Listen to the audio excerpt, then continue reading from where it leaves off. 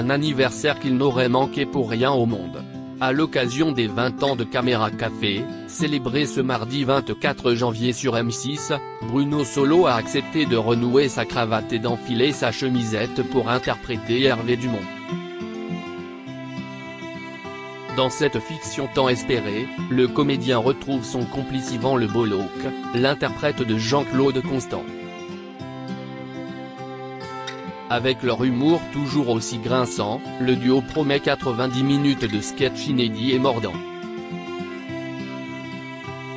En plus d'évoquer leurs déboires et leurs souvenirs devant la machine à café, les deux compères vont revenir sur les moments de l'histoire qui ont marqué ces 20 dernières années. Pour Gala.fr, Bruno Solo s'est confié sur ce prime time exceptionnel, ses souvenirs et ses projets. Rencontre. Gala.fr, heureux de retrouver votre personnage d'Hervé Dumont. Bruno Solo, heureux de le réinterpréter. Heureux de retrouver ses turpitudes, ses corruptions, sa cruauté et sa lâcheté. C'est une sorte de catalogue de tout ce qu'il y a de plus infâme chez un homme. Et en plus, il n'a même pas la capacité de l'assumer. Mais je l'adore. On adore voir les travers d'un personnage car c'est à ce moment-là qu'il devient intéressant. Que ce soit avec Hervé ou avec Jean-Claude, on a quand même créé deux sortes de monstres pour qui on a une espèce d'empathie. En fait, on adore les détester. Gala.fr, l'idée de faire un épisode de 90 minutes pour les 20 ans est une idée de vous ou de M6 ? Bruno Solo, il y a toujours eu quelque chose de tacite avec M6. De notre côté, on voulait adapter Caméra Café au théâtre. On leur avait fait des propositions dans ce sens mais on sentait qu'ils avaient autre chose en tête pour les 20 ans. Puis, une idée nous est venue de façon assez évidente. Lorsqu'on a décidé d'arrêter la série en 2004-2005, les 2 années suivantes ont été renversantes pour notre société avec les réseaux sociaux. On a donc voulu raconter comment nos personnages ont traversé ces 20 dernières années en s'emparant des sujets comme le hashtag métaux, balance ton porc, les gilets jaunes, les attentats, le bouleversement climatique et le changement de président. Cet anniversaire était un moment formidable pour s'en saisir. On a réussi à s'inscrire dans quelque chose de mélancolique tout en étant très actuel. Avec Yvan Le Bolloc, on ne s'est jamais perdu de vue Gala. FR, tous les anciens ont-ils rempilé sans difficulté ? Bruno Solo, oh oui. De temps en temps, on s'appelait. Il me disait, alors, ça serait bien qu'on fasse quelque chose. Il y a plein de gens qui en parlent. Je leur répondais, oui, on verra, ils rient. Et lorsqu'on les a appelés pour leur dire qu'on allait faire un épisode spécial pour les 20 ans, ils ont tous dit super. Tout le monde est revenu avec un véritable enthousiasme car ils savaient que ça serait furtif. Ça fait plaisir. C'est une sorte d'enterrement de première classe. Gala.fr, au fil de ce prime, Hervé et Jean-Claude sont complices, puis se brouillent, puis se rabibochent. Est-ce que ça ressemble à votre histoire avec Yvan Le Bolloc ou bien vous êtes toujours restés proches depuis 20 ans ? Bruno Solo, non, c'est beaucoup plus linéaire. On s'est rarement disputé. Ah si, pendant le tournage, on se balançait des tu fais chier. Mais non c'est toi. Il rit. Mais c'est presque un moteur essentiel au fonctionnement de deux complices. On n'est pas toujours d'accord et c'est même rassurant. Après, il y a évidemment des périodes où l'on se voit moins. Il s'est consacré davantage à sa musique, à ses albums et à ses tournées alors que j'ai continué mon métier qui est véritablement le sens et l'essence de mon existence. Enfin, il est quand même très rare qu'on ne se passe pas un coup de fil ou qu'on organise un repas avec nos femmes respectives. On ne s'est jamais perdu de vue. Gala.fr, quel est le souvenir le plus marquant que vous avez avec Caméra Café?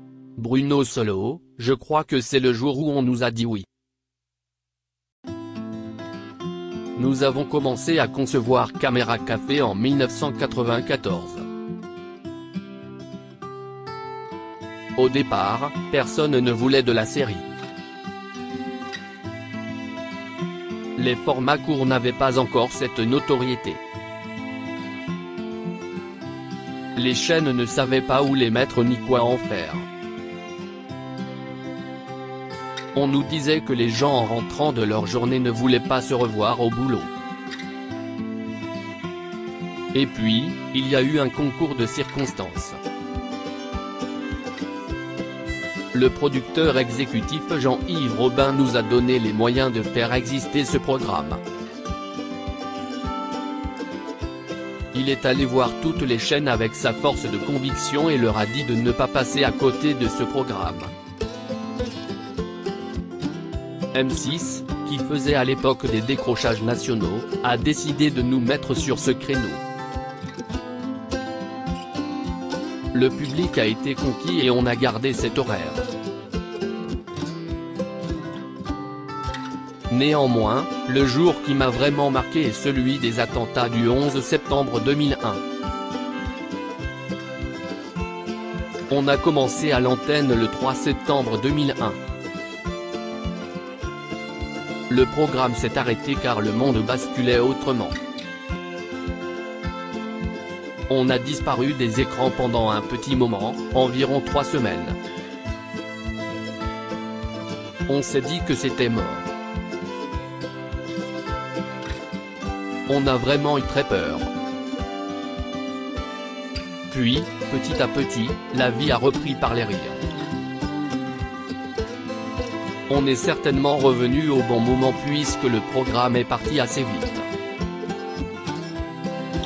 Gala.fr, vous attendiez-vous à un tel succès? Bruno Solo, très honnêtement, oui.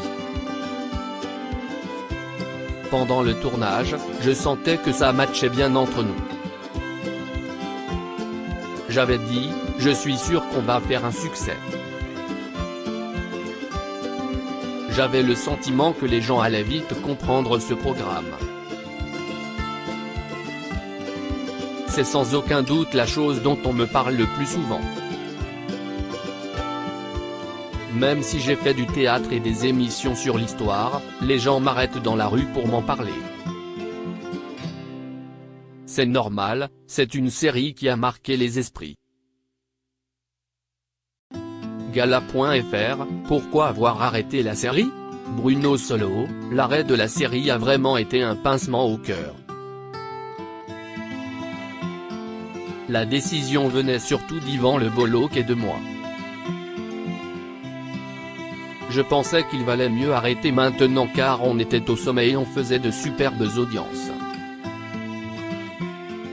Comme le veut le cycle de la vie, à un moment donné, ça s'essouffle. On prend moins de plaisir et on est épuisé. Avant que cela n'arrive, on a préféré arrêter. De mon côté, je ne faisais plus de théâtre et plus de films. Ma vie était entièrement consacrée à Caméra Café du matin jusqu'au soir. Il fallait réaliser, superviser et produire les sketchs. Donc, on a dit stop. Avec les réseaux sociaux, ça serait compliqué de refaire la série Gala. FR, cette spéciale vous a-t-elle donné envie de replonger dans le bain d'une série télé? Bruno Solo, si l'occasion m'est donnée, oui. mais pas sur un format court.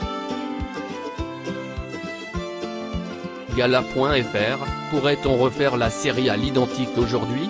Bruno Solo, avec l'arrivée des réseaux sociaux, ça serait compliqué.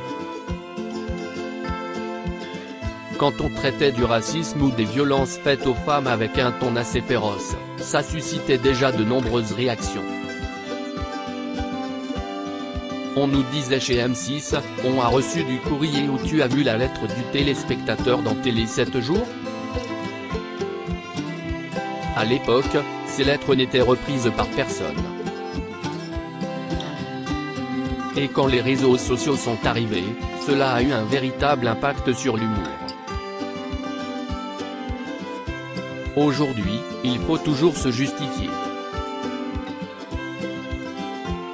Si nous avions continué Caméra Café, on aurait passé notre temps à venir sur les plateaux de télévision à répondre à la question « Vous croyez vraiment que vous avez vocation à évoquer ces sujets ?» Et ça, je n'ai pas envie. Il y a une frilosité à l'humour qui s'est installée à la télévision. C'est pour ça qu'on a fait un 90 minutes. On sait très bien que si on faisait ça tous les jours, on s'en prendrait plein la figure. Gala.fr, le 25 janvier vous serez également à l'affiche de l'émission Les Voyages Solidaires avec Stéphane Basset. Pourquoi avez-vous accepté d'y participer? Bruno Solo, j'ai trouvé le projet génial. Quand il m'en a parlé, Stéphane Basset savait que j'allais y être sensible. Je suis membre de la GNSA, Groupe National de Surveillance des Arbres. Même si je ne suis pas un citoyen modèle, et oui je roule encore à l'essence, je suis un citoyen lucide et très inquiet de l'industrie polluante. Je suis donc parti à la rencontre des habitants d'Elafonisso, une petite île grecque, note de la rédaction, qui, à leur niveau, essayent d'améliorer et d'initier une autre façon de traiter cette planète. L'idée m'a plu. Et en plus, j'ai toujours aimé voyager. Gala.fr, quels sont vos projets pour l'année 2023? Bruno Solo, c'est l'année des anniversaires, il rit. Il y a 10 ans, j'ai joué dans Meurtre à Saint-Malo, diffusé sur France 3. L'unitaire a été un tel succès qu'il a initié les autres téléfilms Meurtre. Du coup, France 3 et la production ont décidé de faire un numéro anniversaire. J'ai donc tourné un Meurtre à Saint-Malo 2 avec le même casting. C'était super avec une histoire très mystérieuse. Et puis, vous me retrouverez au printemps dans Où il y a de Thomas Bourguignon. C'est une production franco-allemande pour France 2. Avec Ophélie Kolb, Anne-Lemie et Mathias Van Cache, on a de vrais rôles mais les enfants sont les vedettes de cette mini-série. Ils vont révéler les vérités cachées des adultes par leur innocence et leurs enquêtes. Un peu comme dans les films à la Stephen King. C'est vachement bien. J'ai adoré le tourner. Crédit photo, Nicolas Veltecalt Production M6.